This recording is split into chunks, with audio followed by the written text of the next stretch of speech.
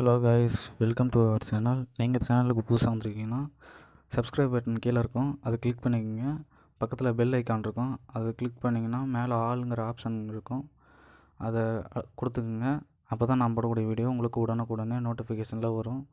வாங்க நம்ம இப்போ சேனலுக்குள்ளே போகலாம்.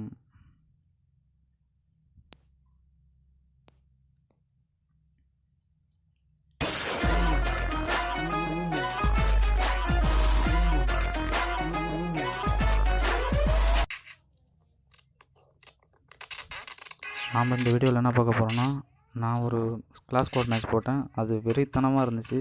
உண்மையிலும் சொல்ல போனால் பயங்கரமாக இருந்துச்சு. நானே எதிர்பார்க்கல இப்படி ஒரு மேட்ச் விளாடுவேன்னு.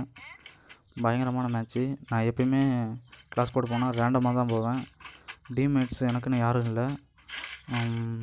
எனக்கு டீம்மேட்ஸ் நிறைய பேர் இருக்காங்க. ஆனால் அதில் எனக்கு தெரிஞ்சவங்க பக்கத்தில் இருக்கவங்க இவங்க எல்லாம் ஓரளவுக்கு விளாட்றவங்க தான், நல்லா விளாட்றவங்க கிடையாது. அதனால் அவங்கள கூட கூப்பிட்டு போய் இந்த மாதிரி கூட விளாட முடியல. அவங்களுக்கு வச்சுக்கிட்டு அவங்க ஏதாவது சொதப்பிடுறாங்க, இல்லை நான் சொதப்பிடுறேன், அந்த மாதிரி ஆயிடுது. அதனால் எப்பயுமே நான் ரேண்டமாக செலக்ட் ஆகுறது. ரேண்டமாக செலக்ட் ஆனால் உங்களுக்கு ஏற்ற டீம்மேட்ஸ் கிடைக்கும்.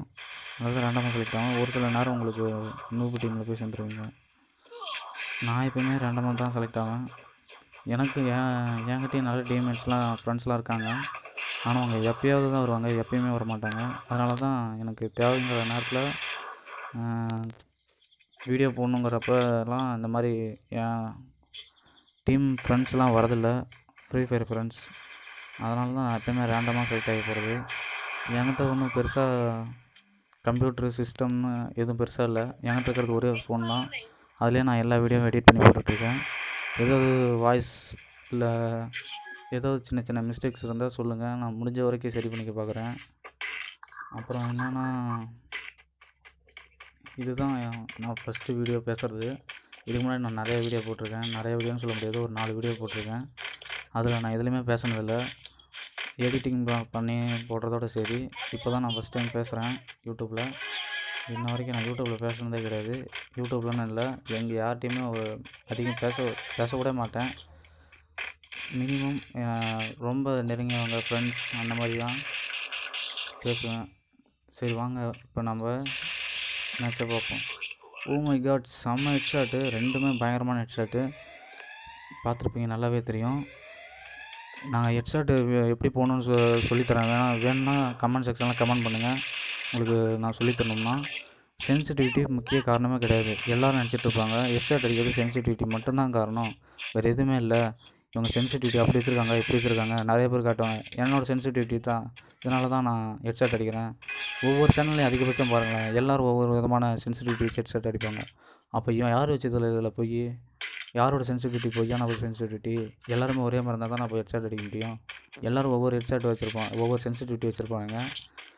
நல்லாவே கவனித்து பார்த்திங்கன்னா தெரியும். ஒன்று இப்போ உதாரணத்துக்கு சொல்ல போனால், நம்ம வேணாம் அடுத்த சேனலை பற்றி பேச வேணாம். எதுக்கு, நீங்கள் வேணால் போய் மற்ற சேனலை செக் பண்ணி பாருங்கள். எல்லா சேனல்லையுமே முக்கால்வாசி சேனலில் சென்சிட்டிவிட்டி மாறி மாறி தான் இருக்கும். ஒவ்வொரு சேனலில் இருக்க மாதிரி இன்னொரு சேனலில் இருக்காது. என் சென்சிட்டிவிட்டி என்னென்னு பார்த்தீங்கன்னா, நான் கேமில் கொடுத்த சென்சிட்டிவிட்டி மட்டும் தான் வச்சுருக்கேன். எந்த ஒரு சேஞ்சுமே பண்ணல, அப்படியே வச்சுருக்கேன். ஹெட்ஷாட் போடுறது எல்லாமே என் திறமை தான். அதே மாதிரி நீங்கள் ஹெட்ஷாட் போடணும், நல்லா விளாட்ணுன்னா அது உங்கள் திறமை. ஹெட்ஷாட் போடுறது ஒன்றும் பெரிய விஷயம் இல்லை.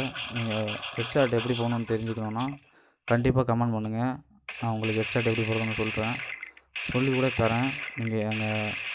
நீங்கள் அதை பார்த்து கற்றுக்கலாம். முக்கியமான ஒரு விஷயம், நான் எப்படி விளாட்றேங்கிறத பாருங்கள். நான் விளாட்றத பார்க்காதீங்க, என் மூவிங்கை பார்க்காதீங்க, நான் விளாட்றது எப்படின்னு பாருங்கள். இப்போ நான் எப்படி மூவ் பண்ணுறேன், பட்டனை எப்படி கிளிக் பண்ணுறேன், அதை பாருங்கள். நீ அங்கே வரான், இங்கே வரான், இப்படி ஓடி அடிக்கிறான், அப்படி ஓடி அடிக்கிறாங்கிறதான் மேட்ரு இல்லை. நான் எப்படி போய் விளாட்றேங்கிறதான் மேட்ரு. நல்லா பட்டனை பாருங்கள், நான் எப்படி ஹெட்ஷாட் அடிக்கிறேன்னு. நான் இப்போ ஹெட்ஷாட் அடிக்கிறதுக்கு முக்கிய காரணமானது ஒரே ஒரு சேனல் தான். நானும் பிகினராக இருந்தப்போ நிறைய சேனலை பார்த்து ஒரு வேளை சென்சிட்டிவிட்டியால் தான் இவ்வளோ ஹெட்ஷாட் அடிக்கிறேன் போல் அப்படின்னு சொல்லிட்டு ஒவ்வொரு சேனலை பார்த்து நான் சென்சிட்டிவிட்டி மாட்டினேன். ஒன்றுத்துக்குமே வாய்ப்பு இல்லை. ஒரு சில நேரம் திடீர்னு விழுவோம், அட கடவுளே செம்ம, இப்படி ஒரு ஹெட்ஷாட் அடிக்கிறதுக்கு அவங்க தான் காரணம், அவங்க சொன்ன சென்சிட்டிவிட்டி தான் காரணம், வெரி தேங்க்ஸ் அப்படி இப்படின்லாம் பயங்கரமாக பேசியிருக்கேன், கமெண்ட் பண்ணியிருக்கேன் அவங்களுக்கு. அப்புறம் தான் கொஞ்ச நாள் போக போக தான் எனக்கே தெரிஞ்சுது, என்னடா இது அவங்க சொன்ன மாதிரி சென்சிட்டிவிட்டி மாற்றினதுக்கப்புறமும் நம்மளால் ஹெட்ஷாட் அடிக்க முடியலையே அப்படின்னு சொல்லி நினச்சேன்.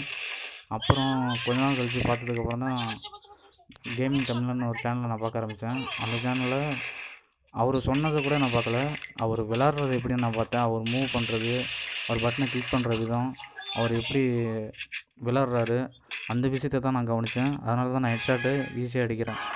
இப்போதைக்கு நான் ஹெட்ஷாட் எப்படி அடிக்கிறேன்னு பாருங்கள், நல்லா கவனிங்க. நான் ஹெட்ஷாட் அடிக்கிறது எல்லாமே என்னோடய திறமையால் மட்டும்தான். மற்றவங்க சொல்கிற சென்சிட்டிவிட்டியோ இல்லை எதுவுமே காரணம் கிடையாது.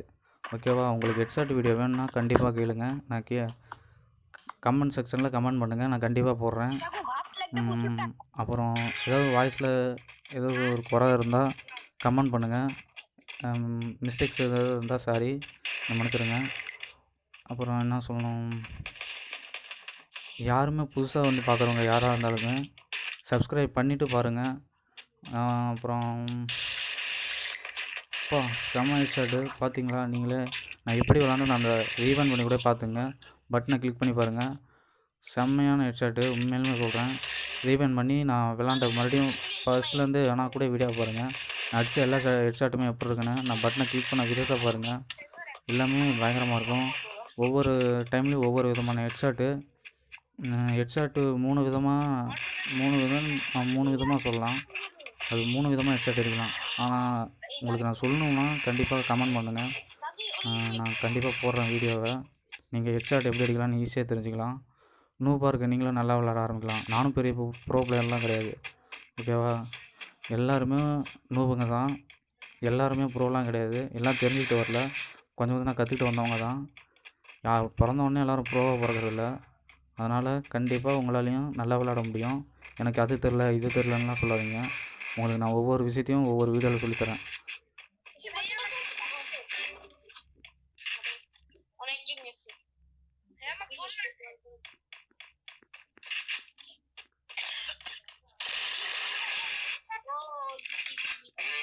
ஓகே காய்ஸ், வீடியோ முடிஞ்சுது.